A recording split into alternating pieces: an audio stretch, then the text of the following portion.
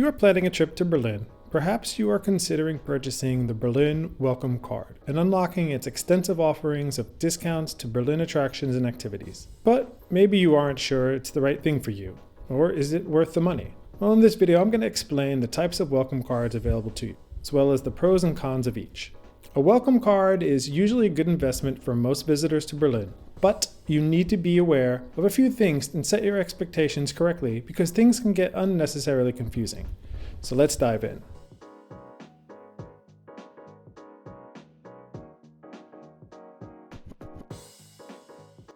Okay, first, a disclaimer. All the information in this video is relevant as of March of 2025.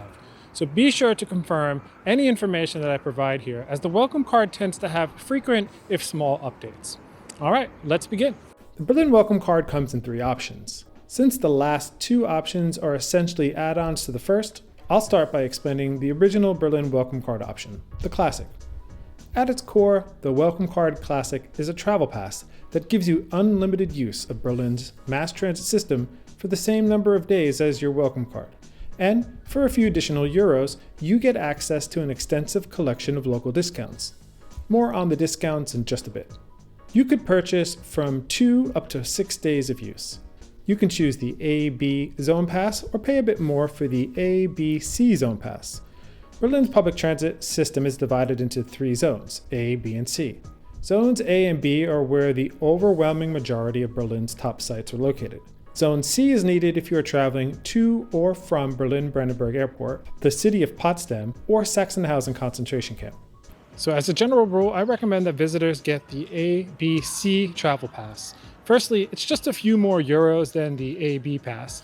And this means you only have to validate your welcome card once and you can forget about it the rest of your trip. With single ride tickets, you'll need to remember to validate each ticket when you need it.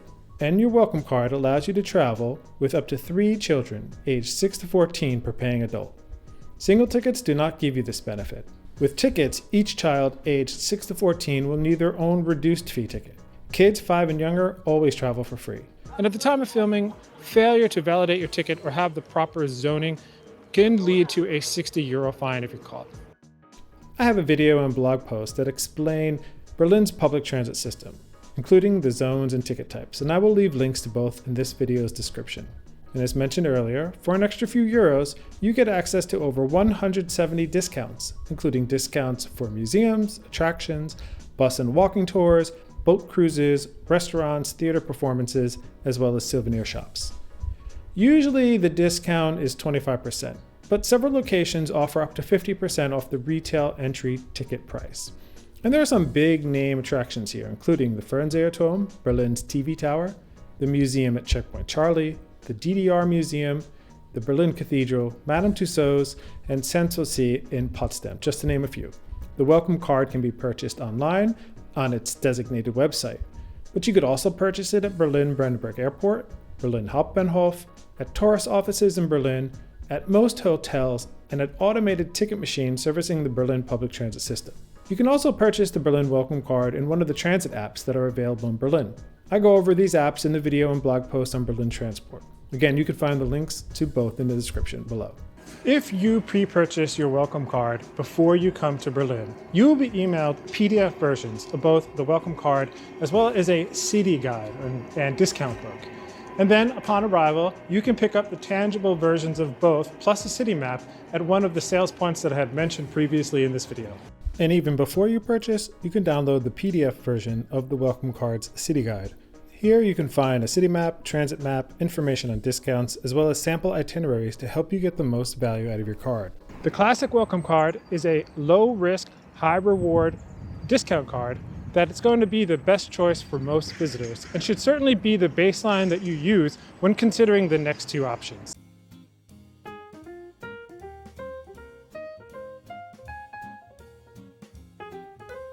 Next, we have the Welcome Card Plus Museum Island. As mentioned previously, this is an add-on to the Classic version. Unfortunately, the Classic version of the Welcome Card does not include any of the 5 museums that make up Museum Island.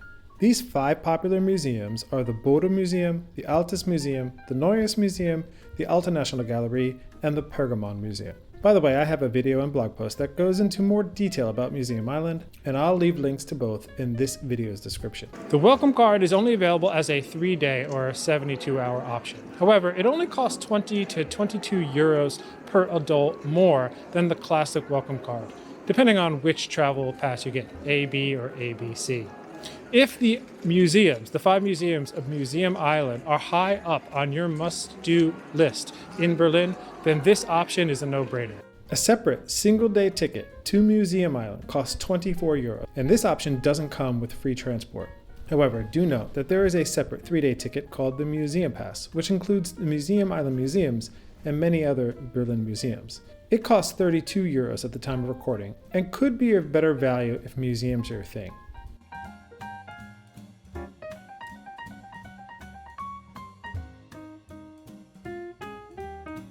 And lastly, we have the all-inclusive version of the welcome card. This too is an add-on to the classic version, and at the time of recording, the main feature of this option is the free entry into 25 attractions, all for one larger upfront price. The concept is similar to an all-you-can-eat buffet. You will get free entry into as many eligible locations as your time permits.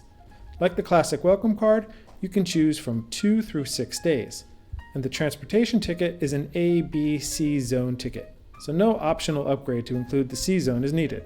Of the 25 options, you will get a hop-on, hop-off bus ticket.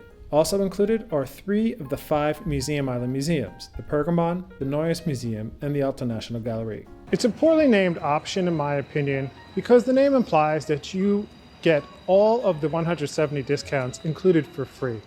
However, you do get the 150 or so of the additional discounts that are a part of the classic card. Determining whether or not the all-inclusive pass is a good deal is a simple calculation. If you remove the cost of the ABC travel pass, you will arrive at a per-day cost for the free attractions. The more days your all-inclusive pass is valid for, the less you will pay on average per day. At the time of filming, a 2-day pass will cost you just about 35 euros per day, while a 6-day pass will run you just about 17 euros per day.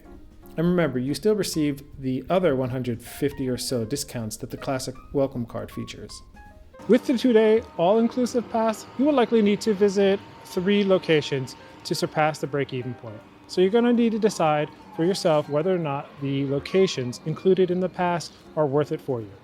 If yes, then you will almost certainly save money, especially with the 3- and 4-day passes. In my opinion, most people will find filling in more days than that to be quite stressful. My advice is to figure out what you want to do before you come to Berlin and before you consider a Berlin welcome card or any other tourist pass here in Berlin. And as I mentioned previously, I recommend using the classic Berlin welcome card as your base consideration. Calculate what it would cost to use the classic card and then compare that to the either Museum Island card option or the all-inclusive welcome card.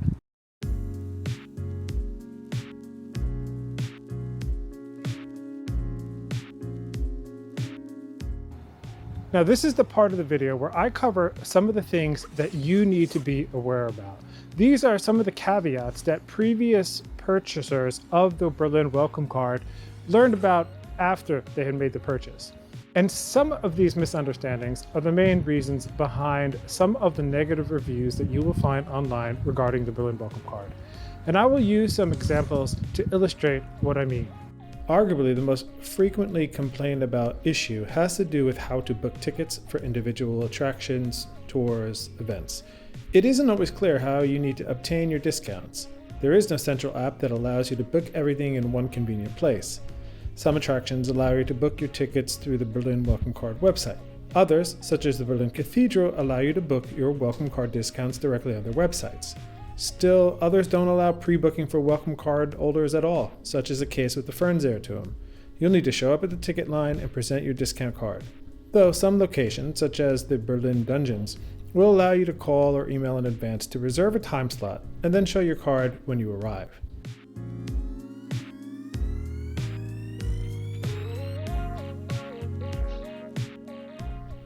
Although this isn't something that's necessary for most locations, skip-the-line tickets are not a part of any versions of the welcome card. But for some locations, particularly during the high travel seasons, this could become an inconvenience.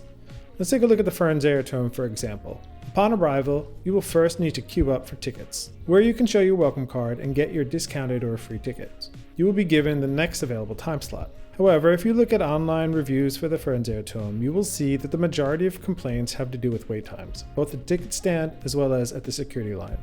People frequently mention waiting for over an hour to get through the queues. For places such as the Fernseherturm where you can't book advance tickets, visit first thing in the morning when they open. You'll find significantly fewer people there then. And be careful with tours. Be sure to read the fine print. Some tours, such as the tours for Tempelhof Airport, are all described in English. However, 2 of the 3 tours offered through the welcome card are only offered in German. Another issue that some have is finding out the item they discover on an operator's website isn't included in the welcome card deal, or it's included as a discount in the classic welcome card, but it's not in the all-inclusive. This is the case with Berlin walks. At the time of filming, 6 of their walks are included in the classic version, but only 3 are available at the all-inclusive version.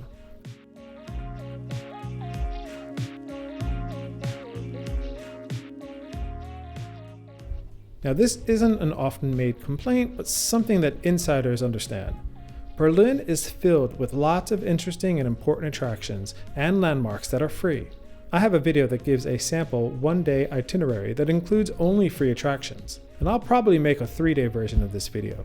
I'll also link to a blog post on free things to do. You'll be impressed with this list. And this is the main reason why I recommend purchasing the Berlin Welcome Card Classic, or considering it first. You're really only paying a few euros more in addition to the travel card to unlock those discounts. And keep in mind that the welcome card options are not the only tourist discount passes available in Berlin. There is a chance that the other tourist discount passes might serve you better. There's the Berlin City Tour card offered by Visit Berlin, who also offers the welcome cards. This card is similar to the Welcome Card Classic, but with some differences in which discounts you get. Also, it's a little bit less expensive and offers a more restricted range of discounts. There's the Berlin Easy City Pass, which is similar to both. And finally, there is the Queer City Pass, which is also like the Welcome Card Classic, but with more of a focus on LGBTIQ attraction. And lastly, you need to consider blackout dates, especially when it comes to theater performances.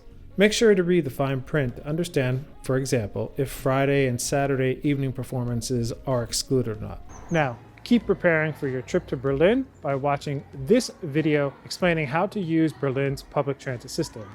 Or check out this playlist for additional Berlin travel tips. And I will see you in the next video.